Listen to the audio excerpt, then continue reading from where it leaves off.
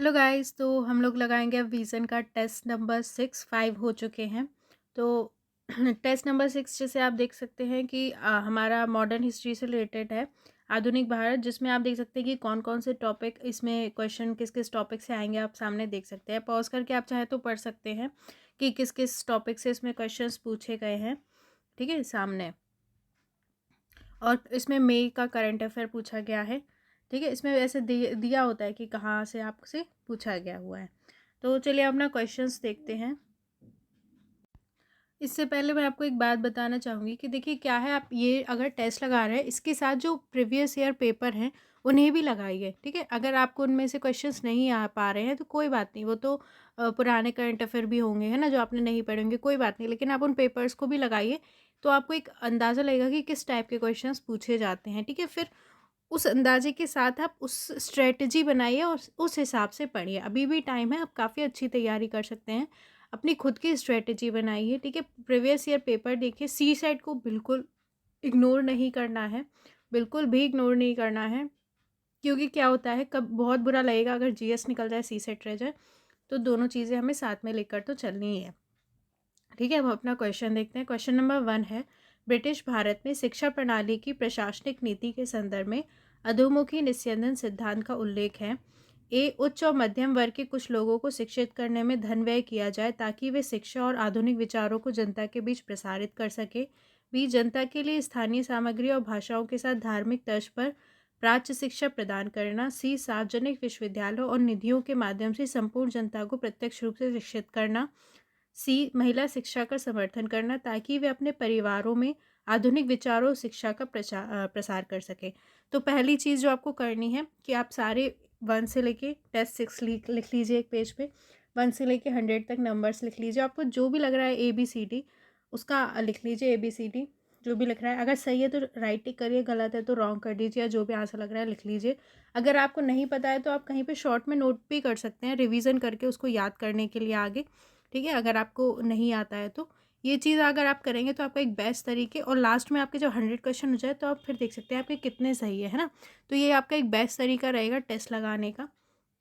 इस तरीके से आप टेस्ट लगाइए। तो आप इसमें से देखिए कौन सा है, इसका आंसर दीजिए। लास्ट में आप स्कोर भी अपना बता सकते हैं कि आपका कैसा रहा। कम भी रहे तो कोई दिक्कत नहीं है, डिसपॉइंट नहीं होना है, हमें अपनी तैयारी को बेहतर बनाना है। तो देखेंगे हम आंसर। तो फर्स्ट का आंसर है हमारा ए, प्रसिद्ध लॉर्ड मेकाले के विवरण पत्र 1835 के माध्यम से शिक्षा के विषयों एवं माध्यम से संबंधित विवाद को प्राच्यवादियों के विरुद्ध आंग्लवादियों के पक्ष में सुलझाया गया। ठीक है, तो जो लॉर्ड मेकाले का विवरण पत्र था उसके माध्यम से शिक्षा के विषय और माध्यम से संबंधित जो विवाद था कि शिक्षा का विषय और माध्यम क्या रखा जाए, उस विवाद को प्राच्यवादियों के विरुद्ध जो आंग्लवादी थे, मतलब कि मतलब कैसे शिक्षा दी जाए, है ना, किस माध्यम से दी जाए, तो आंग्लवादी जो उनके पक्ष में इसे सुलझाया गया। इसमें सिफारिश की गई कि सीमित सरकारी संसाधनों का उपयोग पश्चिम विज्ञान और साहित्य की शिक्षा प्रदान करने हेतु किया जाना चाहिए। मतलब कि हमारे पास संसाधन तो सीमित है, उसका उपयोग हमें पश्चिम विज्ञान और साहित्य की शिक्षा देने के लिए किया जाना चाहिए। शीघ्र ही सरकार द्वारा सरकारी स्कूलों और कॉलेजों में अंग्रेजी की शिक्षा का माध्यम बना दिया गया। तो अंग्रेजी को शिक्षा का इन्हें माध्यम बना दिया, और बड़ी संख्या में प्राथमिक स्कूल खोलने की बजाय केवल कुछ अंग्रेजी स्कूल और कॉलेज खोले गए।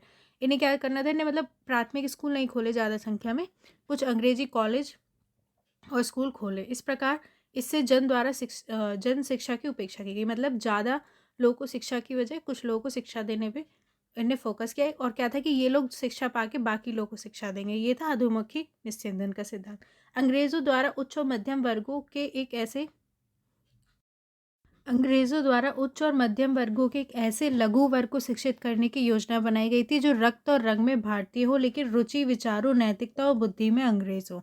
ठीक है, तो अंग्रेज़ों द्वारा मतलब उन्होंने क्या करा कि ऐसे मतलब जो उच्च वर्ग है, जो पैसे वाले हैं, और ऐसे मध्यम वर्ग है, उनको उनके ऐसे छोटे वर्ग को शिक्षित किया जाए जो रक्त और रंग में तो भारतीय हो, ठीक है, दिखने में भारतीय हो, मतलब लेकिन क्या है, विचारों से, रुचि से, वो क्या है, बुद्धि से अंग्रेज़ हो। इस वर्ग के द्वारा सरकार और जनता के बीच दुभाषियों के रूप में कार्य किया जाना था। मतलब वो सरकार और जनता के बीच मतलब दुभाषी के रूप में कार्य करेंगे। साथ ही इस वर्ग से देशी भाषाओं को समृद्ध किया जाना अपेक्षित था, जिससे पाश्चात्य विज्ञान और साहित्य का ज्ञान समान जनता तक पहुंच सके।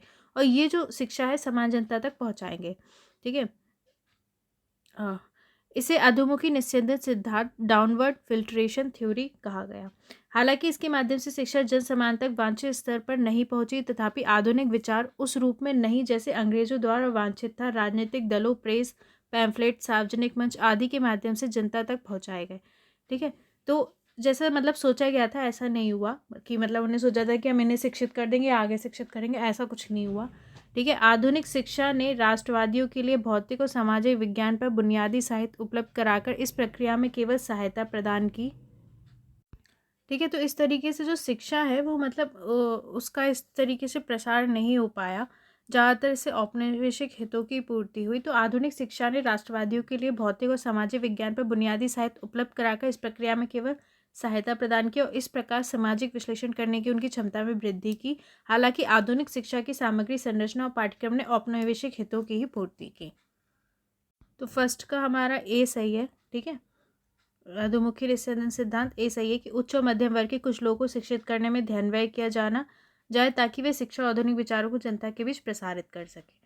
अब 2 देखते हैं। हाल ही में वर्चुअल प्राइवेट नेटवर्क सुर्खियों में रहा। इस संदर्भ में निम्नलिखित कथनों पर विचार कीजिए। एक, वीपीएन इंटरनेट पर उपयोगकर्ता की पहचान को सुरक्षित करने के लिए एक एन्क्रिप्शन उपकरण होता है। दूसरा, वीपीएन सेवा प्रदाता उपयोगकर्ता के डेटा को 6 माह से अधिक समय तक संग्रहित नहीं कर सकते हैं।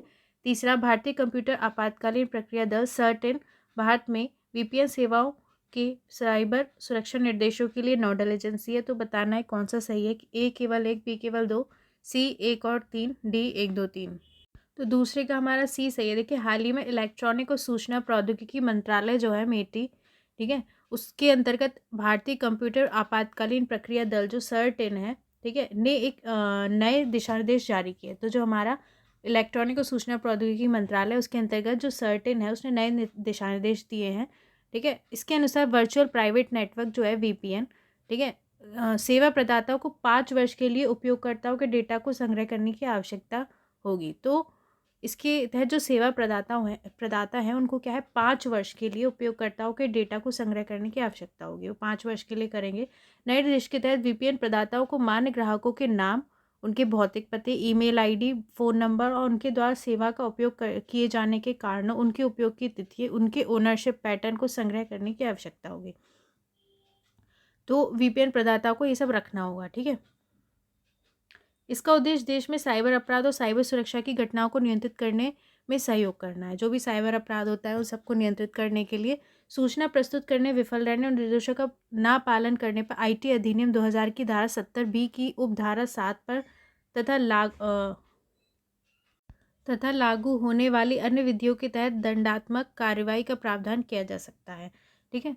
तो मतलब अगर ये ऐसा मतलब जिनके निर्देश है उनका पालन नहीं किया जाता तो दंडात्मक कार्रवाई हो सकती है। एक वीपीएन इंटरनेट पर डिवाइस से नेटवर्क तक विद्यमान एक एनक्रिप्टेड कनेक्शन है। एक वीपीएन क्या है, देखिए, इंटरनेट पर डिवाइस से नेटवर्क तक विद्यमान एक एनक्रिप्टेड कनेक्शन है। एक एनक्रिप्टेड कनेक्शन है ये उपयोगकर्ताओं को उनकी browsing history, internet protocol, IP address, भौगोलिक स्थिति, वेब गतिविधियों और उपयोग किए जा रहे उपकरणों को छिपाने में सहायता करता है। ठीक है। तो क्या होता है, जैसे कि मान लीजिए आपकी जो भी जानकारी है उसको एनक्रिप्ट कर देता है, मतलब कि दूसरे को पता नहीं चलेगा कि आपकी जानकारी क्या है। ठीक है। आपकी ब्राउजिंग हिस्ट्री क्या है, आपका आईपी एड्रेस क्या है, उनको एनक्रिप्ट कर देगा तो वो आपकी रियल जानकारी नहीं जान पाएंगे, है ना। तो एक तरीके का मतलब आपकी पहचान छुपा देता है इंटरनेट पे, ऐसे समझिए। तो वीपीएन क्या है, इंटरनेट पर डिवाइस से लेकर नेटवर्क तक विद्यमान एक एनक्रिप्ट कनेक्शन है। ये उपयोगकर्ता को उनकी browsing history, internet protocol, IP address, भौगोलिक स्थिति, वेब गतिविधियों, उपयोग किए जा रहे उपकरणों को छिपाने में सहायता करता है। सर्टेन साइबर सुरक्षा खतरों के मामले में या साइबर सुरक्षा बुनियादी ढांचे को बढ़ावा देने के मामले में वीपीएन सेवा प्रदाताओं हेतु दिशा निर्देश जारी करने वाली नोडल एजेंसी है। तो सर्टेन जो है, तो जो साइबर मतलब अब देखिए साइबर सिक्योरिटी का मामला भी यहाँ आता है, वीपीएन जो यूज़ करते हैं। तो साइबर सुरक्षा बुनियादी ढांचे को बढ़ावा देने के मामले में वीपीएन सेवा प्रदाताओं हेतु दिशा निर्देश जारी करने वाली नोडल एजेंसी कौन सी है, सर्टेन है। ठीक है। तो 2 का हमारा सी सही है, 1 और 3 सही है, दूसरा सही नहीं है। अब हम देखते हैं क्वेश्चन 3। साइमन कमीशन के संदर्भ में निम्नलिखित कथनों पर विचार कीजिए। एक, आयोग के सभी सदस्य अंग्रेज थे। दूसरा, इसने ब्रिटिश भारत हेतु डोमिनियन स्टेटस की सिफारिश की थी। बताना है कौन सा सही है। केवल एक, केवल दो, एक और दो, दोनों, ना तो एक ना तो दो। 3 का देखिए ए सही है। ब्रिटिश सरकार द्वारा भारतीय सांविधिक आयोग की नियुक्ति ने भारतीय स्वतंत्रता आंदोलन के नए चरण के लिए उत्प्रेरक के रूप में कार्य किया। इसे लोकप्रिय रूप से इसके अध्यक्ष के नाम से साइमन कमीशन के रूप में जाना जाता है। इसे भावी संवैधानिक सुधारों के प्रश्न पर विचार करने हेतु गठित किया गया।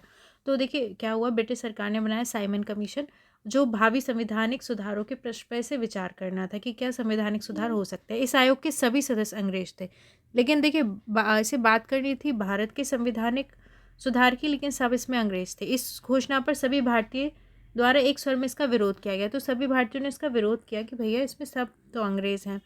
ठीक है। तेग बहादुर सप्रू के नेतृत्व वाले लिबरल फेडरेशन द्वारा आयोग के आविष्कार के आह्वान तेग बहादुर सप्रू के नेतृत्व वाले लिबरल फेडरेशन द्वारा आयोग के बहिष्कार के आह्वान का समर्थन किया गया। इसके अतिरिक्त हिंदू महासभा और जिन्ना के नेतृत्व में मुस्लिम लीग के एक वर्ग ने भी बहिष्कार के आह्वान का समर्थन किया।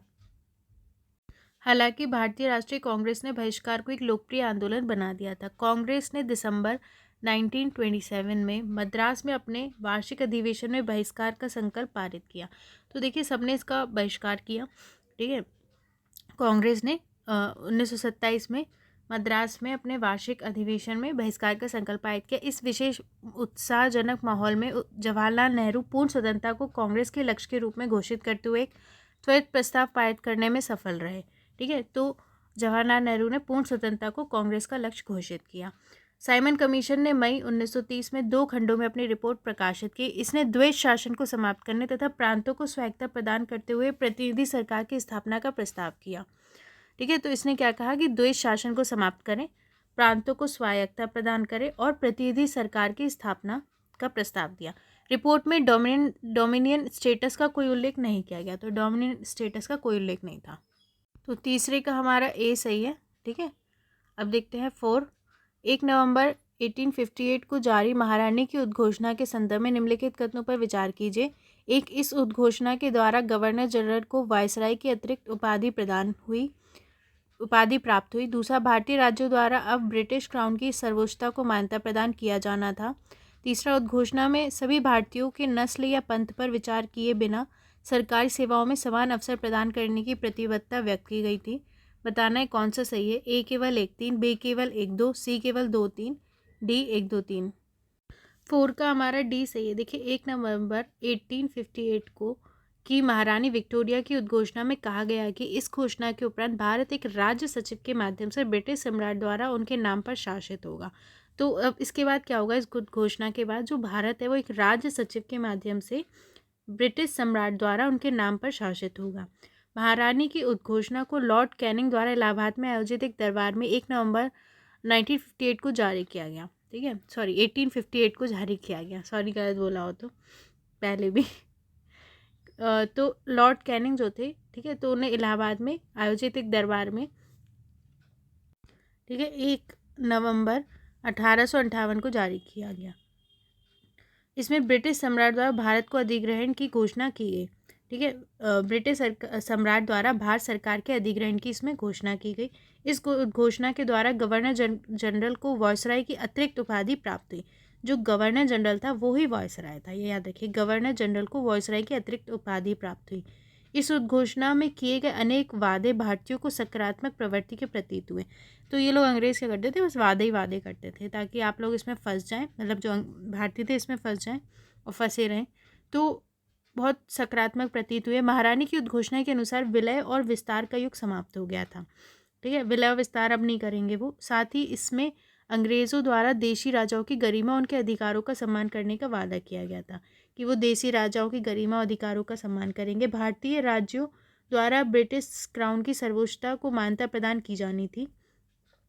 ठीक है, भारतीय राज्यों द्वारा, मतलब जो भारतीय राज्य वो ब्रिटिश क्राउन की सर्वोच्चता को मान्यता देंगे और उन्हें एक ही प्रभार के भाग के रूप में माना जाना था। ब्रिटिश अधिकारियों के हस्तक्षेप के बिना भारत के लोगों को धर्म की स्वतंत्रता का वादा किया गया था। ठीक है, कि उन्हें धर्म की स्वतंत्रता दी जाएगी। ठीक है, ब्रिटिश अधिकारियों का हस्तक्षेप नहीं होगा। उद्घोषणा में सभी भारतीयों के लिए विधि के अंतर्गत समान और निष्पक्ष सुरक्षा का वादा किया गया। विधि के अंतर्गत समान और निष्पक्ष सुरक्षा दी जाएगी। इसके अलावा सभी भारतीयों की नस्ल और पंथ पर विचार किए बिना सरकारी सेवाओं में समान अवसर प्रदान करने का वादा किया गया था कि उन्हें सरकारी सेवाओं में समान अवसर मिलेगा। यह भी प्रावधान किया गया था कि विधि निर्माण और उसे प्रशासित करते समय पूर्ववर्ती भारतीय अधिकारों और रीति रिवाजों और प्रथाओं को उचित सम्मान दिया जाएगा। तो ये सारे वादे थे। तो फोर्थ का हमारा डी सही है, तीनों ही सही हैं। ठीक है, 5 देखते हैं। भारत छोड़ो आंदोलन के संदर्भ में निम्नलिखित कदमों पर विचार कीजिए। एक, आंदोलन की घोषणा के लिए क्रिप्स मिशन की विफलता मुख्य कारणों में से एक थी। दूसरा, आंदोलन के तहत ब्रिटिश भारत और रियासतों दोनों के लोगों से कार्रवाई का आह्वान किया गया। तीसरा, इस आंदोलन को भारतीय कम्युनिस्ट पार्टी का समर्थन प्राप्त हुआ। उपयुक्त कथनों में से कौन से सही है? ए केवल 1 2, बी केवल 1 3, सी केवल 2 3, डी 1 2 3। 5 का हमारा ए सही है। क्रिप्स मिशन की विफलता ने ब्रिटिश और कांग्रेस के बीच पूर्ण टकराव का मार्ग प्रशस्त किया। तो क्रिप्स मिशन जो आया था उसकी वो विफल हो गया था। ठीक है, तो उससे क्या हुआ, ब्रिटिश और कांग्रेस के बीच टकराव हुआ। परिणाम स्वरूप कांग्रेस ने अगस्त 1942 में भारत छोड़ो आंदोलन की घोषणा की। तो 1942 में क्या हुआ, भारत छोड़ो आंदोलन की कांग्रेस ने घोषणा की और द्वितीय विश्व युद्ध में अंग्रेजों का सहयोग करने से इनकार कर दिया। जो सेकेंड वर्ल्ड वॉर आने वाला था उसमें अंग्रेजों का सहयोग करने से इनकार कर दिया। प्रतिक्रिया स्वरूप अंग्रेजों ने सभी कांग्रेस नेतृत्वकर्ताओं को गिरफ्तार कर लिया। तो फिर अंग्रेजों ने जो कांग्रेस नेतृत्वकर्ता थे उनको गिरफ्तार कर लिया। भारत छोड़ो आंदोलन ने स्पष्ट कर दिया था कि अब ब्रिटिश भारत और रियासतों के लोगों के बीच कोई विभेद नहीं किया जाएगा। ठीक है, तो जो आंदोलन था उसने स्पष्ट किया जो ब्रिटिश भारत और रियासत के लोग हैं उनके बीच कोई विभेद नहीं किया जाएगा। प्रत्येक भारतीय को इस जनसंघर्ष में भाग लेना था। बम्बई में कांग्रेस अधिवेशन के साथ ही All India State People Conference की बैठक आयोजित की गई जिसमें आंदोलन शुरू करने की घोषणा की गई थी। भारतीय कम्युनिस्ट पार्टी ने दिसंबर 1941 में रूस के युद्ध में शामिल होने के बाद उनकी पीपल वार रणनीति के कारण भारत छोड़ो आंदोलन का समर्थन नहीं किया। तो भारतीय कम्युनिस्ट पार्टी ने आंदोलन का समर्थन नहीं किया। मुस्लिम लीग, हिंदू महासभा जैसी अन्य पार्टियां भी इसके विरुद्ध थी। तो 5 का हमारा ए सही है, पहला दूसरा सही है, तीसरा सही नहीं है। अब 6 देखते हैं। संविधान सभा के संदर्भ में निम्नलिखित कथनों पर विचार कीजिए। एक, संविधान सभा के 70% से अधिक सदस्य कांग्रेस पार्टी से थे। दूसरा, BR अम्बेडकर ने संविधान सभा में उद्देश्य प्रस्ताव प्रस्तुत किया था। बताना है कौन से सही है? ए केवल 1, बी केवल 2, सी 1 और 2 दोनों, डी ना तो 1 ना तो 2। तो 6 का हमारा ए सही है। संविधान सभा के सदस्यों को वर्ष 1946 में प्रांतीय निर्वाचनों के आधार पर चुना गया था। ठीक है, तो जो संविधान सभा के सदस्य थे उनको प्रांतीय निर्वाचन के आधार पर चुना गया था। ब्रिटिश भारत के प्रांतों द्वारा भेजे गए सदस्यों के अलावा इसमें रियासतों के प्रतिनिधि भी शामिल थे। ठीक है, ब्रिटिश भारत के जो प्रांतों द्वारा भेजे गए सदस्य थे उसके अलावा जो रियासतें थी उनके प्रतिनिधि भी शामिल थे। जबकि मुस्लिम लीग ने शुरुआती बैठकों का बहिष्कार करने का निर्णय लिया था। जो मुस्लिम लीग के सदस्य थे उन्होंने शुरुआती बैठकों का बहिष्कार किया। साथ ही लीग ने इससे प्रभावी रूप से एक दल का प्रतिनिधित्व घोषित कर दिया था। ठीक है, क्योंकि विधानसभा में 82% सदस्य कांग्रेस पार्टी के सदस्य थे तो लीग ने क्या कहा कि एक दल का प्रतिनिधित्व है सिर्फ, क्योंकि विधानसभा के 82% सदस्य कांग्रेस पार्टी के सदस्य थे। संविधान सभा के प्रथम सत्र में जवाहरलाल नेहरू द्वारा उद्देश्य प्रस्ताव प्रस्तुत किया गया था। तो नेहरू द्वारा उद्देश्य प्रस्ताव प्रस्तुत किया गया था प्रथम सत्र में। इस प्रस्तावों को संवैधानिक पूर्वजों कॉन्स्टिट्यूशनल फोरफादर्स की आकांक्षाओं के रूप में माना गया। साथ ही संविधान निर्माताओं द्वारा इन आकांक्षाओं की प्रस्तावना को स्वतंत्रता उपरांत एक नए भारत के रूप में प्राप्त करने का प्रयास किया गया। इन प्रस्तावों को भारतीय संविधान की प्रस्तावना के रूप में तैयार किया गया था। तो 6 का हमारा ए सही है, बी मतलब दूसरा सही नहीं है। ठीक है, अब 7 देखते हैं। ब्रिटिश भारत में कंपनी के प्रशासन के संदर्भ में नियंत्रण बोर्ड के से संबंधित निम्नलिखित कथनों पर विचार कीजिए। ए, इसे पिट्स इंडिया एक्ट 1784 के माध्यम से गठित किया गया। दूसरा, इसे निदेशक मंडल के कार्यों का मार्गदर्शन एवं नियंत्रण करने हेतु गठित किया गया था। तीसरा, इसके पास ईस्ट इंडिया कंपनी के अधिकारियों को नियुक्त और पदच्युत करने की शक्ति थी। बताना है कौन सा सही है? ए केवल 1 2, बी केवल 2 3, सी केवल 1 3, डी 1 2 3। 7 का हमारा ए सही है। 1784 में के पिट्स इंडिया एक्ट ने ब्रिटिश सरकार को कंपनी की गतिविधियों पर नियंत्रण रखने के लिए एक महत्वपूर्ण साधन प्रदान किया। तो देखिए क्या है ना कि जो ब्रिटिश सरकार थी वो धीरे धीरे कंपनी पर नियंत्रण करना चाह रही थी। तो पिट्स इंडिया एक्ट लाई। ठीक है, ब्रिटिश सरकार उसने कंपनी की गतिविधियों पर नियंत्रण रखने के लिए लाई वो। इसके पश्चात कंपनी सरकार पर एक अधीनस्थ विभाग बन गई थी। एक कंपनी जो है फिर वो सरकार का एक अधीनस्थ विभाग बन गई। सरकार भारत में कंपनी के आधिपत्य वाले क्षेत्रों को ब्रिटिश अधिकृत क्षेत्र का दर्जा दे दिया गया। ठीक है, भारत में जो कंपनी का आधिपत्य वाले क्षेत्र को ब्रिटिश अधिकृत क्षेत्र का दर्जा दिया गया। इस अधिनियम के द्वारा युद्ध, कूटनीति और राजस्व से संबंधित सभी मामलों के संदर्भ में बॉम्बे और मद्रास प्रेसिडेंसियों को स्पष्ट रूप से बंगाल प्रेसिडेंसी के अधीन कर दिया गया। ठीक है, तो इस अधिनियम के द्वारा युद्ध, कूटनीति और राजस्व से संबंधित सभी मामलों के संदर्भ में जो बॉम्बे और मद्रास प्रेसिडेंसी थी, अब उनको क्या है, बंगाल प्रेसिडेंसी के अधीन कर दिया। पहले अलग अलग थी। इसके द्वारा इंग्लैंड में एक राज्य विभाग का गठन किया गया। तो इंग्लैंड में एक राज्य विभाग बनाया गया जिसे नियंत्रण बोर्ड के नाम से भी जाना गया। ठीक है, तो इसको कहा गया बोर्ड ऑफ कंट्रोल। इसका उद्देश्य सरकार की दोहरी प्रणाली की शुरुआत करते हुए निदेशक मंडल कोर्ट ऑफ डायरेक्टर की नीतियों को नियंत्रित करना था। तो सरकार की जो दोहरी प्रणाली की शुरुआत करते हुए, ठीक है, निदेशक मंडल जो कोर्ट ऑफ डायरेक्टर था उसको नियंत्रित करना इसका काम था। कंपनी के मामलों पर सरकार का नियंत्रण अत्यधिक बढ़ गया। तो फिर क्या हुआ, सरकार का कंपनी के मामलों पर नियंत्रण बढ़ गया। नियंत्रण बोर्ड में ब्रिटिश का अर्थमंत्री, चांसलर ऑफ द एक्सचेकर, राज्य सचिव, सेक्रेटरी ऑफ स्टेट तथा प्रीवी काउंसिल के 4 सदस्य क्राउन द्वारा नियुक्त शामिल थे। ठीक है, ठीक है, तो कंपनी के मामलों पर ये थे कि नियंत्रण बोर्ड में ब्रिटेन का अर्थमंत्री, नियंत्रण बोर्ड में कौन था, जो मैंने आपको बताया बोर्ड ऑफ कंट्रोल बनाया गया, उसमें कौन थे, ब्रिटिश का अर्थमंत्री था, राज्य सचिव था, प्रीवी काउंसिल के 4 सदस्य थे जो क्राउन द्वारा नियुक्त थे। ठीक है, ये उसमें शामिल थे। नियंत्रण बोर्ड का कार्य क्या था, कंपनी के नागरिक, सैन्य और राजस्व संबंधी मामलों पर नियंत्रण रखना था। तो नियंत्रण बोर्ड का कार्य था जो कि कंपनी के जो नागरिक, सैन्य और राजस्व मामले हैं उन पर नियंत्रण रखना।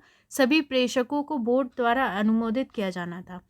ठीक है, इस प्रकार नियंत्रण की एक दोहरी प्रणाली स्थापित की गई। तो नियंत्रण की एक दोहरी प्रणाली स्थापित की गई। इन परिवर्तनों के बावजूद कंपनी संतुष्ट थी क्योंकि इस अधिनियम में भारत और चीन के साथ व्यापार पर उसके एकाधिकार को बनाए रखा गया।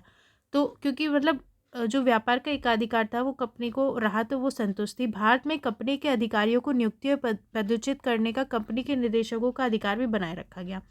तो भारत में जो कंपनी के अधिकारियों को नियुक्त और उन्हें हटाने का कंपनी के निदेशकों का जो अधिकार था वो बनाए रखा गया।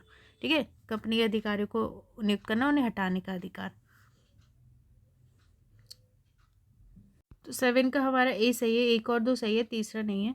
अब क्वेश्चन नंबर 8 देखते हैं। निम्नलिखित युग्मों पर विचार कीजिए। समाचार पत्र और संस्थापक और संपादक, एक स्वदेश मित्रन, ठीक है, जी सुब्रमण्यम अय्यर, दूसरा इंडियन मिरर, NN सेन, तीसरा voice of India, Surendranath Banerjee. बताना है कौन से सही है। ए केवल 1, बी केवल 1 2, सी केवल 2 3, डी 1 2 3।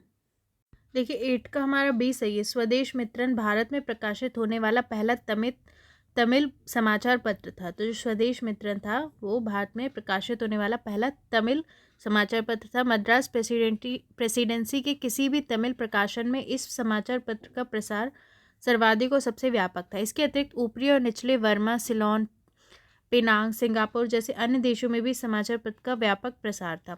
स्वदेश मित्रन की शुरुआत 1882 में हुई और इसका संचालन दक्षिण भारत के एक अनुभवी पत्रकार जी सुब्रमण्यम अय्यर द्वारा किया जाता था। तो किसने ये निकाला, जी सुब्रमण्यम अय्यर ने। इसके संचालन में TN विश्वनाथन ने कुशलतापूर्वक इनकी सहायता की। इंग्लैंड और अमेरिका के सबसे बड़े विज्ञापनदाता भी विज्ञापनों के माध्यम के रूप में स्वदेश मित्रन को प्राथमिकता देते थे। ठीक है, प्रसिद्ध अमृता बाजार पत्रिका और इसके पत्रकारों द्वारा भारत की स्वतंत्रता संघर्ष में महत्वपूर्ण भूमिका का निर्वहन किया गया तथा ये प्रेस की स्वतंत्रता की अवधारणा के आरंभिक समर्थक थे। कई लोग यह भी दावा करते हैं कि वर्नाक्युलर प्रेस एक्ट मुख्य रूप से अमृता बाजार पत्रिका को लक्षित करने के लिए था क्योंकि इसके द्वारा अंग्रेजों की तीखी आलोचना औपनिवेशिक सरकार को असहज करती थी। ठीक है, तो अमृता बाजार पत्रिका ने काफ़ी स्वतंत्रता संघर्ष में बहुत महत्वपूर्ण भूमिका निभाई। अमृता बाजार पत्रिका को सर्वप्रथम 20 फरवरी 1868 को दो भाइयों शिशिर घोष और मोतीलाल घोष, ठीक है, शिशिर घोष और मोतीलाल घोष द्वारा प्रकाशित किया गया। उनका संबंध एक समृद्ध बंगाली व्यापारी परिवार से था। ठीक है, इंडियन मिरर की शुरुआत देवेंद्रनाथ टैगोर के संरक्षण में केशव चंद्र सेन ने एक पाक्षिक पत्रिका के रूप में 1861 में की थी। तो इंडियन मिरर की शुरुआत किसने की थी, केशव चंद्र सेन ने, देवेंद्रनाथ टैगोर के संरक्षण में। इनके संपादक प्रसिद्ध बैरिस्टर मनमोहन घोष थे। संपादक कौन थे, बैरिस्टर मनमोहन घोष। नरेंद्रनाथ सेन इस पत्रिका के नियमित योगदानकर्ता थे। उन्हें 1863 में पाक्षिक पत्रिका को संपादित करने का प्रस्ताव दिया गया था। 1867 में केशव सेन ने ब्रह्म समाज के प्रमुख नेता प्रताप चंद मजुमदार से पत्रिका का कार्यभार संभालने हेतु अनुरोध किया। मजुमदार ने प्रस्ताव स्वीकार कर लिया और 1879 तक संपादन के रूप में कार्यरत रहे। उनके पद त्यागने के पश्चात सेन ने पुनः कार्यभार संभाला, किंतु इस बार वे इसके एकमात्र स्वामित्व धारक और संपादक बन गए। इस दौरान 1870 से द इंडियन मिरर एक दैनिक अखबार बन गया था। वॉइस ऑफ इंडिया समाचार पत्र दादा भाई नौरोजी द्वारा आरंभ किया गया। तो जो वॉइस ऑफ इंडिया है वो दादा भाई नौरोजी ने आरंभ किया था। दादा भाई नौरोजी एक भारतीय सामाजिक राजनीतिक नेतृत्वकर्ता तथा भारतीय राष्ट्रीय कांग्रेस के संस्थापकों में से एक थे। वह एक प्रमुख राष्ट्रवादी लेखक एवं प्रवक्ता थे। वह ब्रिटिश संसद में सदस्य के रूप में चुने जाने वाले पहले भारतीय थे।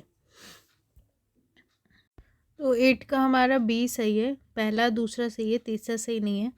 अब 9 देखते हैं। थियोसॉफिकल आंदोलन के संदर्भ में निम्नलिखित कथनों पर विचार कीजिए। एक, भारत में थियोसॉफिकल आंदोलन का पहला मुख्यालय मद्रास के बाहरी इलाकों में स्थित अड्यार में स्थापित किया गया था। दूसरा, इस आंदोलन ने पुनर्जन्म और कर्म संबंधी हिंदू मान्यताओं को अस्वीकार कर दिया था। बताना है कौन सा सही है। केवल एक, केवल दो, एक दो दोनों, ना तो एक ना तो दो। 9 का हमारा ए सही है। थियोसॉफिकल आंदोलन मैडम H.P. ब्लावात्स्की, ठीक है, 1831 से 1891 और कर्नल M.S. अलकॉट के नेतृत्व में पश्चिमी लोगों के एक समूह ने 1875 में संयुक्त राज्य अमेरिका के न्यूयॉर्क शहर में थियोसॉफिकल सोसाइटी की स्थापना की थी। ठीक है, तो कहाँ न्यूयॉर्क शहर में हुई थी इसकी स्थापना। Madam H.P. ब्लावात्स्की और कर्नल S.M. अलकॉट भारतीय विचार और संस्कृति से प्रेरित। 1882 में उन्होंने अपना मुख्यालय भारत में मद्रास तत्कालीन के बाहरी इलाके में स्थित अड्यार में स्थापित कर दिया। ठीक है, तो उन्होंने अपना मुख्यालय मद्रास के बाहरी इलाके अड्यार में स्थापित किया। इनका मत था कि ध्यान, प्रार्थना, ईश्वरोक्ति आदि के द्वारा व्यक्ति की आत्मा और ईश्वर के बीच एक विशिष्ट संबंध स्थापित किया जा सकता है। इस आंदोलन ने पुनर्जन्म और कर्म संबंधी हिंदू मान्यताओं को स्वीकार किया। तो उन्होंने पुनर्जन्म, कर्म जैसी मान्यताओं को स्वीकार किया। साथ ही इसने उपनिषदों के दर्शन से तथा सांख्य योग और वेदांत की विचारधारा के से प्रेरणा प्राप्त की थी। ठीक है, इनका उद्देश्य वंश, पंथ, लिंग, जाति, रंग के आधार पर विभेद किए बिना मानवता के सार्वभौमिक बंधुत्व के लिए कार्य करना था। इसने प्रकृति के स्पष्ट नियमों और मानव में छिपी शक्तियों का परीक्षण करने का भी प्रयास किया। थियोसॉफिकल आंदोलन को हिंदू पुनर्जागरण के साथ संबंध किया जाने लगा। ठीक है, एक समय में इसे आर्य समाज के साथ भी जोड़ा गया था। इसने बाल विवाह का विरोध किया तथा जाति भेदभाव के उन्मूलन, बहिष्कृत लोगों के उत्थान तथा विधवाओं की स्थिति में सुधार का समर्थन किया। 1907 में अलकॉट के निधन के पश्चात भारत में यह आंदोलन एनी बेसेंट के इसके अध्यक्ष के रूप में निर्वाचित होने के साथ और अधिक लोकप्रिय हुआ। तो 9 का हमारा ए सही है, दूसरा सही नहीं है। ठीक है, अब 10 देखते हैं। मार्ले मिंटो सुधार में के संदर्भ में निम्नलिखित कथनों पर विचार कीजिए। एक, भारत के राज सचिव ने ब्रिटिश संसद में घोषणा की थी कि इन सुधारों का मुख्य उद्देश्य स्वशासी संस्थाओं की स्थापना करना है। दूसरा, बड़े जमींदारों और ब्रिटिश पूंजीपतियों को इंपीरियल लेजिस्लेटिव काउंसिल के सदस्यों के चुनाव से पूर्णतः प्रतिबंधित नहीं किया गया था। तीसरा, इन सुधारों से मुस्लिमों के लिए पृथक निर्वाचन मंडल की व्यवस्था आरंभ की गई थी। बताना है कौन सा सही है। एक, ए केवल एक, बी केवल 2 3, सी केवल 3, डी 1 2 3। 10 का बी सही है। वॉयसराय लॉर्ड मिंटो और भारत के राज्य सचिव जॉन मार्ले ने उपायों का एक समुच्चय तैयार किया जिसे मार्ले मिंटो या मिंटो मार्ले सुधार के नाम से भी जाना जाता है। इन सुधारों को भारतीय परिषद अधिनियम 1909 के रूप में अधिनियमित किया गया। ठीक है, भारतीय परिषद अधिनियम 1909 को कहा जाता है मार्ले मिंटो सुधार। मार्ले ने संसद के मार्ले ने संसद में स्पष्ट रूप से घोषणा की थी कि यदि यह कहा जाता है कि ये सुधार भारत में प्रत्यक्ष या आवश्यक रूप से संसदीय प्रणाली की स्थापना करते हैं तो मेरा इससे कोई लेना देना नहीं होगा। मार्ले मिंटो सुधारों का वास्तविक उद्देश्य राष्ट्रवादियों को विभाजित करना और मुस्लिम सांप्रदायिकता के विकास को प्रोत्साहित करके भारतीयों के बीच एकता को रोकना था। ठीक है, इनको मेनली बांटना इसका उद्देश्य था। वहीं एडविन मॉन्टेग्यू ने 1917 से 1922 के बीच भारत के राज सचिव के रूप में कार्य किया। इन्होंने 20 अगस्त 1917 को भारत में ब्रिटिश नीतियों के लक्ष्य को परिभाषित करते हुए हाउस ऑफ कॉमन्स में एक ऐतिहासिक घोषणा की। इस घोषणा में कहा गया कि महामहिम की सरकार की नीति प्रशासन की प्रत्येक शाखा में भारतीयों की सम्मतता को बढ़ाने, स्वशासी संस्थाओं के क्रमिक विकास की है। साथ ही इस नीति का उद्देश्य ब्रिटिश साम्राज्यों के अभिन्न अंग के रूप में भारत में एक उत्तरदायी सरकार को उत्तरोत्तर रूप से साकार करना है। अधिकांश निर्वाचित सदस्य अभी भी अप्रत्यक्ष रूप से चुने जाते हैं। गवर्नर जनरल की कार्यकारी परिषद में एक भारतीय को सदस्य के रूप में नियुक्त किया जाता था। इंपीरियल लेजिस्लेटिव काउंसिल के 68 सदस्यों में से 36 सरकारी सदस्य होते थे और 5 मनोनीत गैर सरकारी सदस्य होते थे। 27 निर्वाचित सदस्यों में से 6 बड़े जमींदारों द्वारा और 2 ब्रिटिश पूंजीपतियों द्वारा चुने जाते थे। ठीक है। पार्लियामेंट्री सुधारों का वास्तविक उद्देश्य राष्ट्रवादियों को विभाजित करना और मुस्लिम सांप्रदायिकता के विकास को प्रोत्साहित करके भारतीयों के बीच बढ़ती एकता को रोकना था। तो ये मेनली क्या होता है, बांटना चाह रहे थे। दूसरे उद्देश्यों की प्राप्ति के लिए इन सुधारों से पृथक निर्वाचन मंडल की प्रणाली का आरंभ किया गया। इस प्रणाली के तहत मुसलमानों के लिए विशेष रूप से आरक्षित निर्वाचन क्षेत्रों में मुस्लिम उम्मीदवारों के निर्वाचन हेतु केवल मुस्लिम ही मतदान कर सकते थे। मतलब मुस्लिम खड़े होंगे, मुस्लिम ही वोट देंगे। ये होता है पृथक निर्वाचन। यह प्रावधान इस धारणा को प्रोत्साहित करने के लिए किया गया है कि हिंदू और मुसलमानों के राजनीतिक, आर्थिक, सांस्कृतिक अलग अलग है, ना कि समान। तो 10 का बी सही है, 2 और 3 सही है, पहला सी नहीं है। अब देखते हैं नेक्स्ट क्वेश्चन। 11 है, एनी बेसेंट के संदर्भ में निम्नलिखित कथनों पर विचार कीजिए। एक, वह थियोसोफिकल सोसाइटी के लिए कार्य करने हेतु भारत आई थी। दूसरा, उन्होंने अपने 2 अखबारों न्यू इंडिया और कॉमनवेल्थ के माध्यम से एक अभियान की शुरुआत की थी। तीसरा, उन्होंने होम रूल लीग का मुख्यालय मुंबई में स्थापित किया था। चौथा, वह भारतीय राष्ट्रीय कांग्रेस की पहली महिला अध्यक्ष के रूप में चुनी गई थी। तो बताना है कौन सा सही है। ए केवल 1 2, बी केवल 2 4, सी केवल 1 2 4, डी 3 4।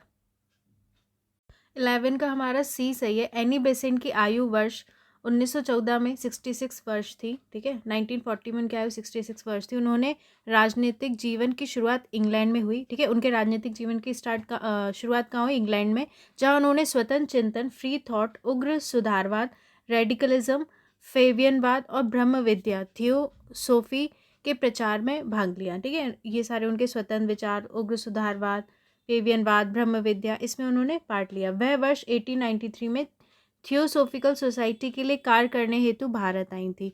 तो वो जो थियोसोफिकल सोसाइटी थी उसके लिए कार्य करने हेतु भारत आई थी। वर्ष 1915 में एनी बेसेंट ने अपने 2 अखबार न्यू इंडिया और कॉमनवेल्थ के माध्यम से आंदोलन की शुरुआत की और जनसभाएं और सम्मेलन आयोजित किए। ठीक है। तो उनके 2 अखबार थे, न्यू इंडिया और कॉमनवेल्थ। उन्होंने मांग की कि जिस प्रकार युद्धोपरांत श्वेत उपनिवेशों में वहां की जनता को अपनी सरकार बनाने का अधिकार दिया गया है, ठीक वैसे ही भारतीय जनता को स्वशासन का अधिकार प्राप्त हो। तो उनकी मांग थी कि स्वशासन का अधिकार मिले। अप्रैल 1915 के बाद से उन्होंने और भी कड़ा और जुझारू रुख अपना लिया। एनी बेसेंट ने सितंबर 1916 में अपनी लीग की औपचारिक स्थापना की। एनी बेसेंट और उनके सहयोगियों द्वारा अधिकांश कार्य अड्यार स्थित मुख्यालय से किया जाता था। ठीक है। तो उनका मुख्यालय कहाँ? अड्यार था।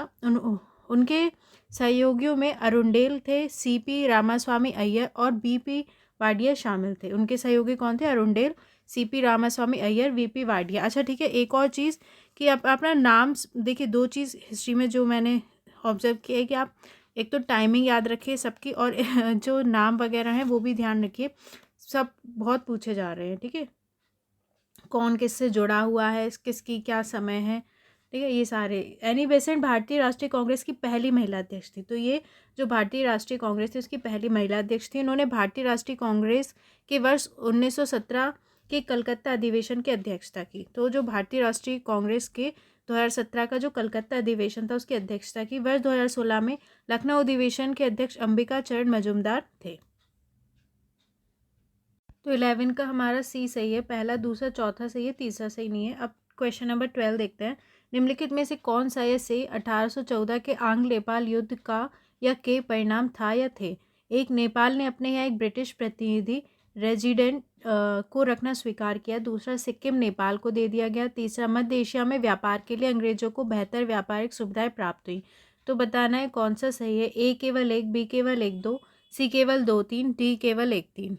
तो 12 का हमारा डी सही है। अपने भारतीय साम्राज्य को उसकी प्राकृतिक भौगोलिक सीमाओं तक विस्तारित करने की इच्छा के कारण अंग्रेज़ों का नेपाल साम्राज्य के साथ संघर्ष हुआ। ठीक है। अक्टूबर 1814 में दोनों देशों की सीमा पर तैनात पुलिस कर्मियों के बीच एक सीमा संघर्ष के परिणामस्वरूप युद्ध प्रारंभ हो गया। 1816 में सुगौली की संधि, ट्रीटी ऑफ सुगौली के साथ युद्ध समाप्त हुआ। तो सुगौली की संधि से युद्ध समाप्त हुआ। यह संधि अंग्रेजों के पक्ष में थी। इस संधि के अनुसार, ठीक है, अंग्रेजों के पक्ष में संधि थी। इसमें क्या था, नेपाल ने अपनी राजधानी में एक ब्रिटिश प्रतिनिधि रेजिडेंट को रखना स्वीकार किया। तो क्या था इस संधि में कि नेपाल की राजधानी में एक ब्रिटिश प्रतिनिधि रहेगा। नेपाल ने कुमाऊं और गढ़वाल जिले अंग्रेजों को सौंप दिया और तराई क्षेत्र पर अपना दावा छोड़ दिया। और ठीक है, कुमाऊं और गढ़वाल जिले अंग्रेजों को दे दिए। नेपाल ने सिक्किम भी अंग्रेजों को सौंप दिया। नेपाल ने क्या है, सिक्किम अंग्रेजों को दे दिया। इस संधि से अंग्रेजों को कई लाभ हुए, जैसे कि अब ब्रिटिश साम्राज्य का विस्तार हिमालय तक हो गया। ब्रिटिश साम्राज्य का विस्तार कहाँ तक हो गया, हिमालय तक। मध्य एशिया के व्यापार के लिए उनको बेहतर सुविधाएं प्राप्त हुई। ठीक है, अंग्रेजों ने शिमला, मसूरी, नैनीताल जैसी पहाड़ी सैरगाह, हिल स्टेशन का अधिग्रहण किया और ब्रिटिश भारतीय सेना में गोरखा सैनिक बड़ी संख्या में शामिल हो गए। तो ये सबसे फायदा हुआ। तो 12 का हमारा डी सही है, पहला तीसरा सही है, दूसरा सही, एक सेकेंड, हाँ 12 का हमारा डी सही है, पहला तीसरा सही है, दूसरा सही नहीं है। ठीक है, अब देखते हैं 13। निम्नलिखित परिच्छेद पर विचार कीजिए। वह ब्रह्म समाज से संबंधित बंगाल के एक समाज सुधारक थे। उन्होंने 1817 में वर्किंग मेंस क्लब की स्थापना की और श्रमिकों को शिक्षित करने के प्राथमिक विचार के साथ भारत श्रमजीवी नामक एक मासिक पत्रिका निकाली थी। किसकी बात हो रही है, एक जोगेश चंद्र चट्टोपाध्याय, बी विनोय बसु, सी शशिपद बनर्जी, डी चितरंजन दास। 13 का देखिए सी सही है। शशिपद बनर्जी एक सामाजिक कार्यकर्ता और ब्रह्म समाज के नेता थे। जो शशिपद बनर्जी थे वो एक सामाजिक कार्यकर्ता थे और ब्रह्म समाज के नेता थे। उन्हें महिलाओं के अधिकारों और शिक्षा के प्रबल समर्थक के रूप में और भारत में श्रम कल्याण के क्षेत्र में शुरुआती कार्यकर्ता के रूप में याद किया जाता है। ठीक है, तो उन्हें महिलाओं के अधिकारों और शिक्षा के समर्थक थे और श्रम कल्याण के क्षेत्र में मतलब उन्होंने कार्य किया। उन्होंने लड़कियों के लिए कई स्कूलों के साथ साथ एक विधवा गृह की स्थापना की थी। वह ब्रह्म समाज के माध्यम से बंगाल में सामाजिक सुधार आंदोलन में शामिल हुए थे। धातव है कि वह 1861 में ब्रह्म समाज से जुड़े थे। उन्होंने 1870 में वर्किंग मेंस क्लब की स्थापना की। ठीक है, वर्किंग मेंस क्लब की उन्होंने स्थापना की और श्रमिकों को शिक्षित करने के प्राथमिक विचार के साथ भारत श्रमजीवी नामक एक मासिक पत्रिका निकाली। ठीक है, कि श्रमिकों को शिक्षित करें और उन्होंने, ठीक है, भारत श्रमजीवी मासिक पत्रिका निकाली। वे भारत में टेम्परेंस आंदोलन के सदस्य थे और मैरी कारपेंटर्स के निकटतम सहयोगी थी, जिनसे वे पहली बार 1866 में भारत यात्रा के दौरान मिले थे। तो 13 का हमारा सी सही है। ठीक है, यहाँ पे बात हो रही थी शशिपद बनर्जी की। अब 14 देखते हैं। संसद सदस्य स्थानीय क्षेत्र विकास एमपी लाइट्स योजना के संदर्भ में निम्नलिखित कथनों पर विचार कीजिए। पहला, एमपी लाइट्स के तहत लोकसभा और राज्यसभा दोनों के मनोनीत सदस्य देश में कहीं भी विकास कार्यों की अनुशंसा कर सकते हैं। दूसरा, एमपी लाइट्स निधि पर एकत्र हुआ ब्याज भारत की संचित निधि में जमा किया जाता है। तीसरा, एमपी लाइट्स योजना के तहत नीति निर्माण और उसके कार्यान्वयन हेतु संसदीय कार्य मंत्रालय एक नोडल एजेंसी है। बताना है कौन सा सही है। ए 1 2 3, बी केवल 1 2, सी केवल 3, डी केवल 2 3। देखिए, अभी मैंने आपको PT 365 पढ़ाना स्टार्ट किया है, उसमें ये टॉपिक पढ़ाया है। तो ये है कि जो भी आपका इम्पॉर्टेंट है वो पढ़ाया जा रहा है करेंट में। तो अगर आप चाहें तो देख सकते हैं। ठीक है, कोई फोर्स नहीं है, अगर आपका मन हो तो आप देख सकते हैं। मैं बता रही हूँ कि जो भी करंट चल रहा है वो आपको पढ़ाया जा रहा है। 14 का हमारा बी सही है। देखिए, हाल ही में केंद्रीय वित्त मंत्रालय ने संसद सदस्य स्थानीय क्षेत्र विकास योजना एमपी लाइट्स के नियमों को संशोधित किया है। ठीक है, तो जो केंद्रीय वित्त मंत्रालय है उसने जो एमपी लाइट्स के नियम है उनको संशोधित किया है। इसके तहत निधि पर प्राप्त होने वाले ब्याज को अब भारत की संचित निधि में जमा किया जाएगा। तो इस पर जो इंटरेस्ट मिलता था, ठीक है, इस निधि पे, तो अब वो क्या है, जो हमारे संचित निधि है उसमें जमा किया जाएगा। पहले उसी अकाउंट में रहता था, अब तक इस निधि पर प्राप्त होने वाले ब्याज को एमपी लाइट्स खाते में जोड़ दिया जाता था और उसका इस्तेमाल विकास परियोजनाओं के लिए किया जाता था। पहले वो इसी खाते में रहता था, अब उसे संचित निधि में जमा करेंगे। एमपी लाइट्स केंद्रीय क्षेत्र की योजना है। ठीक है, ये केंद्रीय क्षेत्र की योजना है। इस योजना की घोषणा दिसंबर 1993 में की गई। तो 1993 में इसकी घोषणा हुई थी। इस योजना का उद्देश्य संसद सदस्यों को मुख्य रूप से अपने अपने निर्वाचन क्षेत्रों में विकास कार्यों की अनुशंसा करने में सक्षम बनाना है। जो संसद सदस्य होते हैं वो अपने अपने निर्वाचन क्षेत्रों में अगर कोई विकास कार्य करना है तो उसकी अनुशंसा कर सकते हैं। इसके तहत पेयजल, प्राथमिक शिक्षा, सार्वजनिक स्वास्थ्य, स्वच्छता, सड़कों इत्यादि क्षेत्र में टिकाऊ सामुदायिक परिसंपत्तियों के निर्माण पर विशेष बल दिया जाता है। इसके तहत क्या है, सांसदों को प्रत्येक वर्ष 2.5 करोड़ रुपए की 2 किश्तों में 5 करोड़ रुपए प्राप्त होते हैं। तो 2.5 करोड़ रुपए की 2 किस्तों में 5 करोड़ रुपए सांसदों को प्राप्त होते हैं। एमपीलाइट्स के अंतर्गत आवंटित निधियां व्यक्तिगत लैप्सेबल नहीं होती, मतलब लैप्स नहीं होती है, उसका यूज़ आगे कर सकते हैं। लोकसभा सांसदों में इस निधि को अपने लोकसभा क्षेत्रों में जिला प्राधिकरण परियोजनाओं में व्यय करने की अनुशंसा की जाती है। ठीक है, तो लोकसभा सांसदों से इस निधि को अपने लोकसभा क्षेत्रों में, जो उनके लोकसभा क्षेत्र होते हैं, ठीक है, जो लोकसभा सांसद होते हैं वो इस निधि को अपने जो उनके लोकसभा क्षेत्र होते हैं उसमें जिला प्राधिकरण परियोजनाओं में व्यय करने की अनुशंसा की जाती है। जबकि राज्यसभा सांसदों द्वारा इस निधि का उपयोग उस राज्य क्षेत्र में किया जाता है जहाँ से वे चुने गए हैं। समझ में आया? जो लोकसभा सांसद होंगे वो उनका जो लोकसभा क्षेत्र होता है वहाँ पर, ठीक है, उनकी जो लोक प्राधिकरण परियोजना होंगी वहाँ पे, और जो राज्यसभा सांसद होंगे वो इस निधि का उपयोग उस राज्य क्षेत्र में जहाँ से वो चुने गए हैं। जबकि राज्यसभा और लोकसभा उसके जो दोनों के जो मनोनीत सदस्य होते हैं वो देश में कहीं भी विकास कार्यों की अनुशंसा कर सकते हैं। ये चीज़ ध्यान रखें। एमपीलाइट्स योजना के तहत नीति निर्माण और उसका कार्यान्वयन सांख्यिकी और कार्यक्रम कार्यान्वयन मंत्रालय द्वारा किया जाता है। ठीक है, तो एमपीलाइट्स योजना के तहत नीति निर्माण और उसका कार्यान्वयन कौन करता है? सांख्यिकी और कार्यक्रम कार्यान्वयन मंत्रालय करता है। इसलिए हमारा तीसरा सही नहीं था। तो ये हमारी हो गई पूरी योजना के बारे में। देखिए कितने अच्छे से बताया हुआ है। तो अगर आपको कहीं पे पूरा डिटेल में नहीं मिल रहा है तो आप यहाँ से भी पढ़ के शॉर्ट नोट्स बना के लिख सकते हैं। तो 14 का हमारा बी सही है, पहला दूसरा सही है, तीसरा सही नहीं है। ठीक है, अब 15 देखते हैं। वर्नाकुलर प्रेस एक्ट 1878 के संदर्भ में निम्नलिखित कथनों पर विचार कीजिए। एक, इसे केवल भारतीय भाषा के अखबारों के विरुद्ध निर्देशित किया गया था। दूसरा, यदि सरकार को लगता है कि कोई अखबार राजद्रोहात्मक सामग्री प्रकाशित कर रहा है तो इस एक्ट में उस अखबार के प्रिंटिंग प्रेस और उससे जुड़ी अन्य सामग्रियों को जब्त करने का प्रावधान था। तीसरा, इसे 1881 में लॉर्ड लिटन द्वारा निरस्त कर दिया गया था। बताना है कौन से सही है। ए केवल 1, बी केवल 1 2, सी केवल 2 3, डी 1 2 3। 15 का हमारा बी सही है। 1870 के दशक में भारतीय समाचार पत्र दृढ़ता से अपनी पैठ बनाने लगे थे। इन समाचार पत्रों में लॉर्ड लिटन के प्रशासन की एवं विशेष रूप से 1876-77 के अकाल पीड़ितों के प्रति विशिष्ट ब्रिटिश सरकार के अमानवीय व्यवहार को लेकर खुलकर आलोचना की गई। तो मतलब जो ब्रिटिश सरकार थी उसकी आलोचना कर रहे थे अखबारों में। इनके परिणामस्वरूप सरकार ने भारतीय भाषा के समाचार पत्रों के विरुद्ध कठोर कार्रवाई करने का निर्णय लिया। तो फिर क्या हुआ कि इन्होंने इनके विरुद्ध कार्रवाई करी।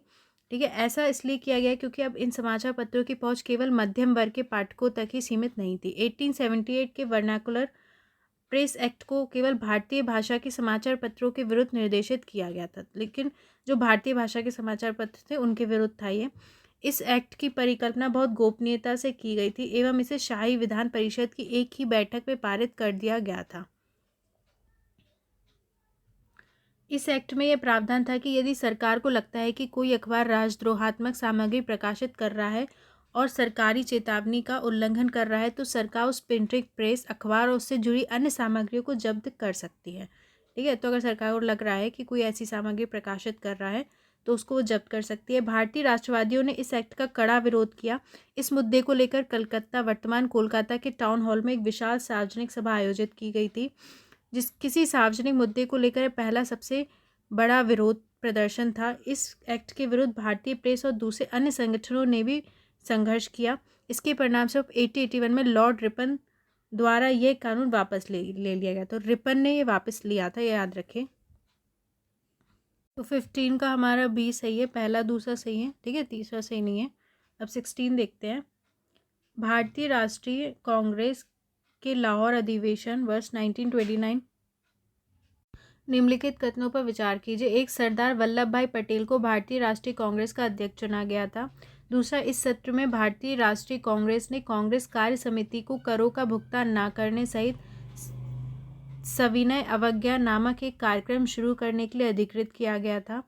तीसरा, इस सत्र में कांग्रेस ने पूर्ण स्वराज की घोषणा हेतु प्रस्ताव पारित किया था। बताना है कौन से सही है। ए केवल 1 2, बी केवल 2 3, सी केवल 1 3, डी 1 2 3। तो 16 का हमारा बी सही है। दिसंबर 1929 के अंत में कांग्रेस ने अपना वार्षिक अधिवेशन लाहौर शहर में आयोजित किया। ठीक है, तो उनका अधिवेशन लाहौर में हुआ था।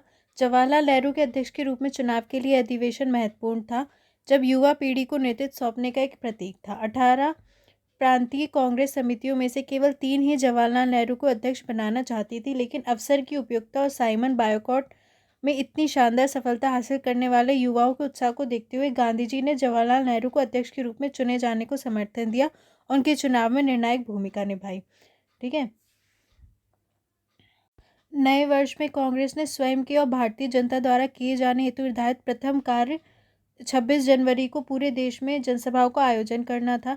इन जनसभाओं में स्वतंत्रता की प्रतिज्ञा, इंडिपेंडेंस प्लेज को मुखर होकर पढ़ने और सामूहिक रूप से इसको हासिल करने का प्रण किया जाना था। इन कार्यक्रम ने व्यापक स्तर पर सफलता प्राप्त की तथा गांवों और कस्बों में आयोजित छोटी बैठकों और बड़ी सभाओं में स्थानीय भाषा में स्वतंत्रता की प्रतिज्ञा पढ़ी गई एवं राष्ट्रीय ध्वज को फहराया गया।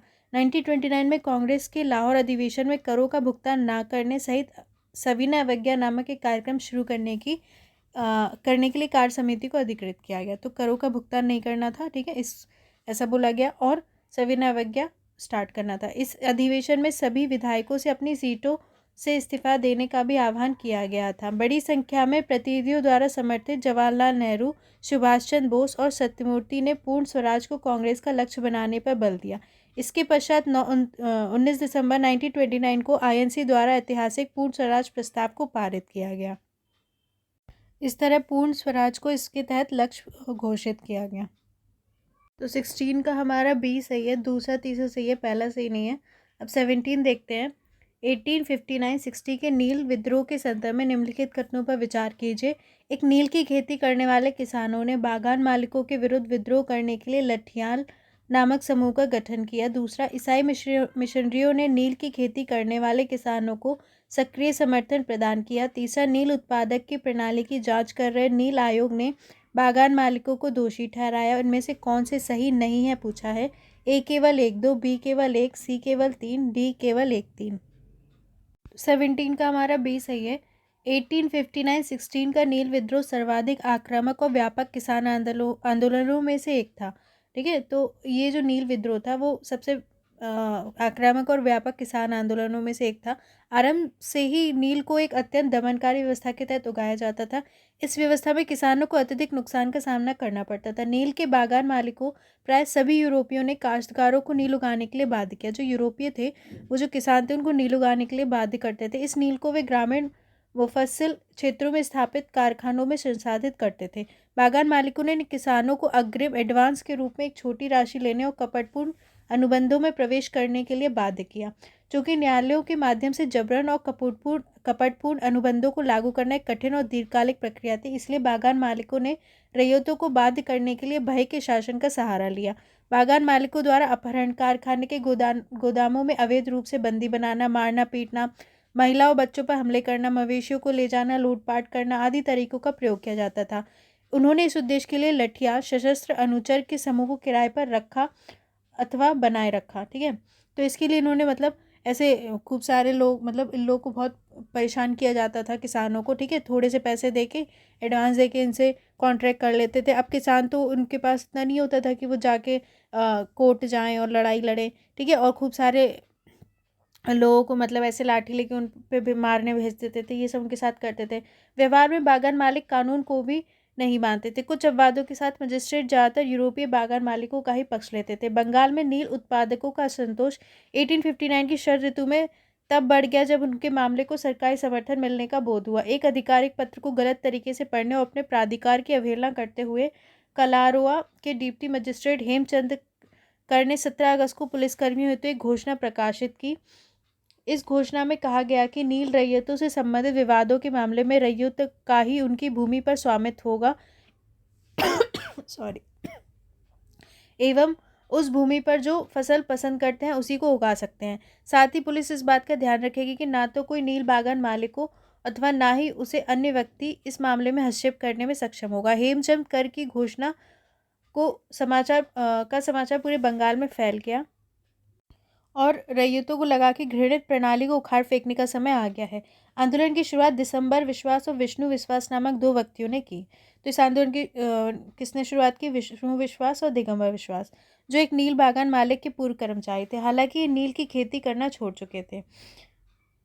कृषक अशांति और नील रैयतों की हड़ताल तेजी से अन्य क्षेत्रों में फैल गई। किसानों ने अग्रिम राशि लेने, अनुबंध करने से इनकार कर दिया, नील की बुआई न करने की कसम खाई और बागान मालिकों के ऊपर हमला करके स्वयं का बचाव किया। इसके पश्चात बागान मालिकों ने रैयतों को अपनी जमींदारी शक्तियों के माध्यम से प्रभावित किया। उन्होंने विद्रोह करने वाले किसानों को बेदखली व लगान बढ़ाने की धमकी दी। किसानों ने लगान न देने की हड़ताल करके इसका प्रत्युत्तर दिया। किसानों ने धीरे धीरे अपने अधिकारों को लागू करने के लिए कानूनी व्यवस्था का उपयोग करना प्रारंभ किया। उन्होंने बागान मालिकों के विरुद्ध सामाजिक बहिष्कार के हथियार का प्रयोग किया। इसके तहत उन्होंने एक बागान मालिक के लिए कार्य करने वाले नौकरों को कार्य छोड़ने हेतु बाध्य किया। अंततः बागान मालिक रैयतों के एकजुट विरोध का सामना नहीं कर सके और उन्होंने धीरे धीरे अपने कारखानों को बंद करना शुरू कर दिया। 1860 के अंत तक बंगाल के विभिन्न जिलों से नील की खेती को समाप्त कर दिया गया था। नील विद्रोह की सफलता का एक मुख्य कारण रैयतों की सुदृढ़ पहल, सहयोग, संगठन और अनुशासन था। उनकी सफलता का दूसरा प्रमुख कारण हिंदू और मुस्लिम किसानों के बीच पूर्ण एकता थी। ठीक है, वो साथ में लड़े थे इसलिए जीत पाए। आंदोलन का नेतृत्व अधिक संपन्न रैयतों द्वारा किया गया था। कुछ मामलों में नेतृत्व छोटे जमींदारों, साहूकारों और बागान मालिकों के पूर्व कर्मचारियों द्वारा भी प्रदान किया गया था। नील विद्रोह में बुद्धिजीवियों की भूमिका उभरते हुए राष्ट्रवादी बुद्धिजीवियों पर एक स्थायी प्रभाव डालने की थी। उन्होंने अपनी प्रारंभिक राजनीतिक अवस्था में विदेशी बागान मालिकों के विरुद्ध एक लोकप्रिय किसान आंदोलन को समर्थन दिया था। इसने राष्ट्रीय आंदोलन पर दीर्घकालिक प्रभाव के साथ एक परंपरा को स्थापित किया। नील रैयतों को उनके संघर्ष में सक्रिय सहयोग देने वाला एक अन्य समूह ईसाई मिशनरी था। तो ईसाई मिशनरियों ने भी इनका साथ दिया था। ठीक है, किसानों का विद्रोह से भयभीत सरकार इस बागान मालिकों को हमले से बचाने के लिए सेना का प्रयोग किया गया और नील उत्पादन की व्यवस्था की जांच के लिए नील आयोग की स्थापना की गई। तो जांच के लिए नील आयोग बनाया गया। इस आयोग ने बागान मालिकों को दोषी ठहराया। साथ ही इसने बागान मालिकों को नील कृषकों के साथ प्रयुक्त बलपूर्वक तरीकों से प्रयोग हेतु उनकी आलोचना की। इसने घोषणा की कि नील का उत्पादन किसानों के लिए लाभकारी नहीं था। ठीक है, तो इसने किसानों का साथ दिया। तो 17 का हमारा बी सही है। ठीक है, अब देखते हैं 18। निम्नलिखित नेताओं में से कौन से 1857 के विद्रोह से संबंध थे? एक नाना साहब, दूसरा खान बहादुर खां, तीसरा बेगम हजरत महल, चौथा बख्त खां। तो बता रहा है कौन सा सही है। ए केवल 1-2, बी केवल 2-4, सी केवल 1-3-4, डी 1-2-3-4। 18 का हमारा डी सही है। विद्रोह के केंद्र और विद्रोह के नेता। दिल्ली में मुगल सम्राट बहादुर शाह के पास नाममात्र और प्रतीकात्मक नेतृत्व था। वास्तविक नेतृत्व जनरल बख्त खां की अध्यक्षता में सैनिकों के एक समूह के पास था। ठीक है, तो जो मुगल सम्राट थे बहादुर शाह, उनके पास नाममात्र का नेतृत्व था। वास्तविक नेतृत्व जो बख्त खां थे जनरल, उनके पास था। इनके द्वारा बरेली सैन्य विद्रोह का नेतृत्व किया गया। जो बरेली सैन्य विद्रोह था उसका नेतृत्व किया गया और सैनिकों को दिल्ली लाया गया। सम्राट बहादुर शाह संभवतः विद्रोह के नेतृत्व की श्रृंखला का सबसे कमजोर कड़ी थे। उनका कमजोर व्यक्तित्व, वृद्धावस्था और उनके नेतृत्व संबंधी गुणों की कमी ने विद्रोह के केंद्र में राजनीतिक कमजोरी उत्पन्न कर दी और विद्रोह को अपूरणीय क्षति पहुंचाई। कानपुर में अंतिम पेशवा बाजीराव दत्त के दत्तक पुत्र नाना साहब ने विद्रोह का नेतृत्व किया। कानपुर में जो अंतिम पेशवा बाजीराव दत्त थे, उनके दत्तक पुत्र नाना साहब ने विद्रोह का नेतृत्व किया। उन्हें पारिवारिक उपाधि से वंचित करके पुणे से निष्कासित कर दिया गया था। इसके पश्चात नाना साहब कानपुर के पास विठुर में रहे। विद्रोह के दौरान नाना साहब ने कानपुर से अंग्रेजों को भगा दिया और स्वयं को पेशवा घोषित कर दिया। साथ ही उन्होंने बहादुर शाह को भारत का सम्राट मानकर उन्होंने स्वयं को उनका गवर्नर घोषित कर दिया। कानपुर विद्रोह को दबाने हेतु नियुक्त सर ह्यू व्हीलर ने 27 जून 1857 को आत्मसमर्पण कर दिया। लखनऊ में विद्रोह का नेतृत्व बेगम हजरत महल द्वारा किया गया। लखनऊ में नेतृत्व किसने किया? बेगम हजरत महल। लखनऊ में विद्रोह 4 जून 1857 को प्रारंभ हुआ और जनता की सहानुभूति अपदस्थ नवाब के पक्ष में थी। नवाब के बेटे विरजिस कादिर को नया नवाब घोषित किया गया और नियमित प्रशासन मुसलमानों और हिंदुओं द्वारा समान रूप से साझा किए गए महत्वपूर्ण पदों के साथ संचालित किया गया। बरेली में रोहिलखंड के पूर्ण शासक के वंशज खान बहादुर खां को नेतृत्व सौंपा गया। बरेली में कौन? खान बहादुर खां थे। ठीक है, वह अंग्रेजों द्वारा दी जा रही पेंशन से संतुष्ट नहीं था, अतः उसने 40,000 सैनिकों को मिलाकर एक सेना का गठन किया और अंग्रेजों का कठोर विरोध किया। बिहार में विद्रोह का नेतृत्व जगदीशपुर के जमींदार कुंवर सिंह ने किया। बिहार में किसने नेतृत्व किया? कुंवर सिंह ने। वह लगभग 70 वर्षीय एक वृद्ध व्यक्ति था जो अंग्रेजों द्वारा अपनी संपत्ति से वंचित कर दिए जाने के कारण अंग्रेजों के विरुद्ध हो गया था। दीनापुर दानापुर से विद्रोही सिपाहियों के आरा पहुंचने पर वह निसंकोच सिपाहियों के साथ शामिल हो गए। 18 का हमारा डी सही है। ठीक है, अब 19 देखते हैं। कांग्रेस खिलाफत स्वराज दल के संदर्भ में निम्नलिखित स्वराज दल के नाम से भी जाना जाता है। देखिए, कांग्रेस खिलाफत स्वराज दल के संदर्भ में जिसे स्वराज दल के नाम से भी जाना जाता है, निम्नलिखित कथनों पर विचार कीजिए। एक, स्वराज दल का गठन भारतीय राष्ट्रीय कांग्रेस के गया अधिवेशन में परिषदों में प्रवेश करने के प्रस्ताव की विफलता के बाद किया गया था। दूसरा, मोतीलाल नेहरू स्वराज दल के अध्यक्ष चुने गए थे। बताना है कौन सा सही नहीं है। ए केवल 1, बी केवल 2, सी 1-2, दोनों, डी ना तो एक ना तो दो। 19 का बी सही है। फरवरी 1922 में असहयोग आंदोलन को वापस लिए जाने के बाद सीआर दास और मोतीलाल नेहरू द्वारा औपनिवेशिक शासन के प्रति प्रतिरोध की भावना को बनाए रखने के उद्देश्य से राजनीतिक गतिविधियों की एक नई पद्धति की वकालत की गई। ठीक है, फरवरी 1922 में असहयोग आंदोलन जब वापस ले लिया गया तो जो सीआर दास और मोतीलाल नेहरू थे उनके द्वारा वो चाहते थे कि औपनिवेशिक शासन के प्रति प्रतिरोध की भावना बनाए रखने के उद्देश्य से राजनीतिक गतिविधियों की एक नई पद्धति की उन्हें वकालत की। इसने सुझाव दिया कि राष्ट्रवादियों को विधान परिषदों के बहिष्कार को त्याग कर उनमें प्रवेश करना चाहिए। वो चाहते थे कि विधान परिषदों में प्रवेश करना चाहिए, बहिष्कार नहीं करना चाहिए। साथ ही ये दर्शाते हुए कि ये परिषदें दिखावटी हैं एवं नौकरशाही का मुखौटा है, इन्हें बेनकाब करना चाहिए तथा परिषद के प्रत्येक कार्य को बाधित करना चाहिए, मतलब उसमें भाग लेना चाहिए। कांग्रेस के अध्यक्ष के रूप में सीआर दास और इनके सचिव के रूप में मोतीलाल नेहरू दिसंबर 1922 में कांग्रेस के गया अधिवेशन में परिषद में या तो सुधार करने और उन्हें समाप्त करने के कार्यक्रम को आगे बढ़ाया। ठीक है, तो कांग्रेस के अध्यक्ष के रूप में सीआर दास और उनके सचिव के रूप में मोतीलाल नेहरू ने दिसंबर 1922 में जो कांग्रेस के गया अधिवेशन में, ठीक है, परिषद में या तो सुधार करने और उन्हें समाप्त करने के कार्यक्रम को आगे बढ़ाया। वल्लभ भाई पटेल, राजेंद्र प्रसाद, सीआर राजगोपालाचारी के नेतृत्व में कांग्रेस के एक अन्य वर्ग ने इस नए प्रस्ताव का विरोध किया। परिणामस्वरूप यह प्रस्ताव विफल हो गया। तत्पश्चात सीआर दास और मोतीलाल नेहरू ने कांग्रेस में अपने अपने पदों से इस्तीफा देकर, ठीक है, 1 जनवरी 1923 को कांग्रेस खिलाफत स्वराज दल के गठन की घोषणा की। तो इन्होंने कांग्रेस खिलाफत स्वराज दल का गठन किया। इस दल को बाद में स्वराज दल के नाम से जाना गया। परिषदों में प्रवेश करने के समर्थन को लोकप्रिय रूप से परिवर्तनवादी प्रो चेंजर और परिषदों में बहिष्कार के समर्थकों को लोकप्रिय रूप से परिवर्तन विरोधी नो चेंजर के रूप में जाना गया। ठीक है, जो चेंज करना चाहते थे उन्हें प्रो चेंजर। सीआर दास इस नए दल के अध्यक्ष थे और मोतीलाल इनके सचिवों में से एक थे। सीआर दास अध्यक्ष थे और मोतीलाल इनके सचिव। परिवर्तनवादियों के मुख्य नेतृत्वकर्ता गांधी जी थे, हालांकि वे जेल में थे, किंतु उन्होंने बहिष्कार और असहयोग के सभी कार्यक्रमों और प्रभावी रचनात्मक कार्यक्रमों को जारी रखने और स्थगित सविनय अवज्ञा आंदोलन को पुनः आरंभ करने के लिए गंभीरतापूर्वक तैयारी करने का आह्वान किया। वहीं दूसरी ओर स्वराजवादियों ने दावा किया कि वे विधान परिषदों को राजनीतिक संघर्ष स्थल में बदल देंगे। साथ ही उन्होंने दावा किया कि इनका उद्देश्य परिषदों को औपनिवेशिक शासन के क्रमिक परिवर्तन के अंग के रूप में उपयोग करने का नहीं है, जैसा कि उदारवादी सोचते हैं। ठीक है, बल्कि उनका उद्देश्य औपनिवेशिक राज्य को उखाड़ फेंकने के लिए संघर्ष स्थल के रूप में उपयोग करने का है। मतलब वो परिषद का उपयोग करना चाहते हैं, संघर्ष स्थल के रूप में इसका उपयोग करना चाहते हैं परिषदों का।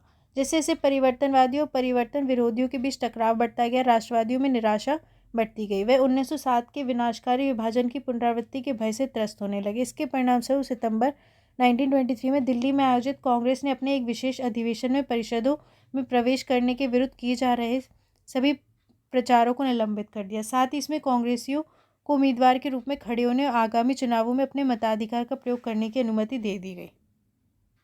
19 का हमारा बी सही है। ठीक है, अब देखते हैं 20। कैबिनेट मिशन के संदर्भ में निम्नलिखित में कथनों में से कौन से सही है? एक, यह मिशन भारतीयों को सत्ता हस्तांतरण की शर्तों पर वार्ता करने के लिए 1946 में भारत भेजा गया था। दूसरा, इसके द्वारा प्रांतों और राज्यों के एक संघ का प्रस्ताव रखा गया जिसमें संघीय सरकार केवल रक्षा, विदेश मामलों और संचार को नियंत्रित कर सकती थी। तीसरा, भारतीय राष्ट्रीय कांग्रेस, मुस्लिम लीग दोनों ने कैबिनेट मिशन योजना को अस्वीकार कर दिया था। बताना है कौन से सही है? ए केवल 1-2, बी केवल 1-3, सी केवल 2-3, डी 1-2-3। तो 20 का हमारा ए सही है। कैबिनेट मिशन फरवरी 1946 में इटली सरकार द्वारा भेजा गया एक उच्च शक्ति संपन्न मिशन था।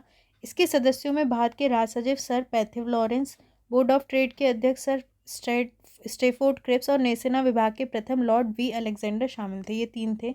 यह मिशन भारतीयों को सत्ता हस्तांतरण की शर्तों पर भारतीय राजनीतिक नेताओं से वार्ता करने के लिए भारत भेजा गया था। ठीक है, तो भारत को जो सत्ता हस्तांतरण की शर्तों पर भारतीय राजनीतिक नेताओं से बात करने के लिए भेजा गया था। कैबिनेट मिशन की प्रमुख सिफारिशें क्या थी, इसे देखते हैं। इसने अविभाजित भारत की सिफारिशें की। इसके अनुसार एक भारत संघ का निर्माण किया जाएगा, मतलब एक भारत संघ का निर्माण किया जाएगा। ये रक्षा, विदेशी मामलों और संचार संबंधित मामलों को नियंत्रित करेगा। इसने सांप्रदायिक प्रतिनिधित्व को भी अस्वीकार कर दिया।